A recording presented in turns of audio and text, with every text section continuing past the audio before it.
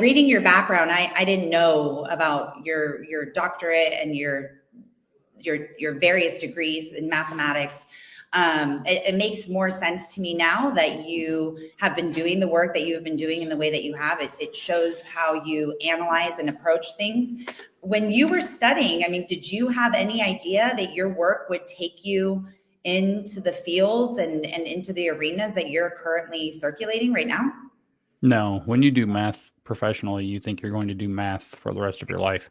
And that's about all you're going to be allowed or able to do.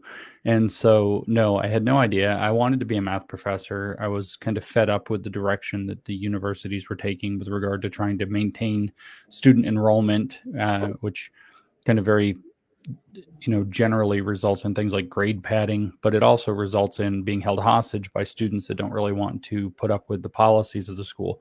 In other words, it allows a very small activist group to renormalize the institution, which is, I think, what's largely happened. I mean, there are other forces that have twisted the universities, but I think that was a big one. But I wanted to get out, so I stopped doing math in 2010, and I found my way into this by fighting with people online, as one does, and I just kept digging and digging, and then sooner or later I realized just how bad this, activist scholarship is, which led to realizing it's not just activist scholarship, and it's not just leaking out of the universities.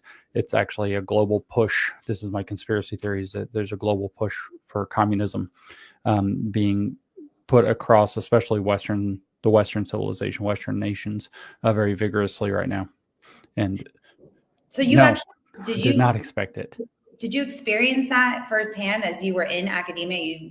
You had these frustrations, and then that's what led you to leave and then to continue looking into it. Is that what you're saying? Not exactly. I mean, I was my last couple of years there, the faculty meetings or the teachers meetings that we would go to, the instructors meetings, would strongly encourage us to fail as few students as possible, give extra credit, keep their grades up, give them, make sure they keep their scholarships, keep their morale high, make them think that they can succeed, rather than, weed them out kind of Right. attitude. And even just kind of a neutral attitude, to where it's like, my teaching approach would have been, since I wasn't teaching like a precursor to engineering where Right. weeding them out is important, my thought was really, if they pass, they pass. If they fail, they fail.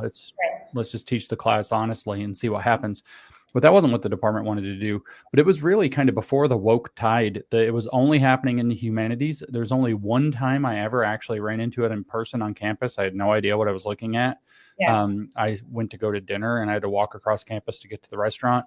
And I happened to walk through a crowd, a huge protest outside, and they had signs. But what they were it was the humanities graduate students were protesting for higher stipends, saying that they were underpaid. And they engaged me and asked me, it's just, early 20s or whatever. And they asked me if I wanted to join their protest. And I said, no, I wanted to go to dinner. And I didn't really feel the need to push for higher wages as a grad student. And then they asked me how much I get paid. And I told them, and it turns out to be significantly more than they did.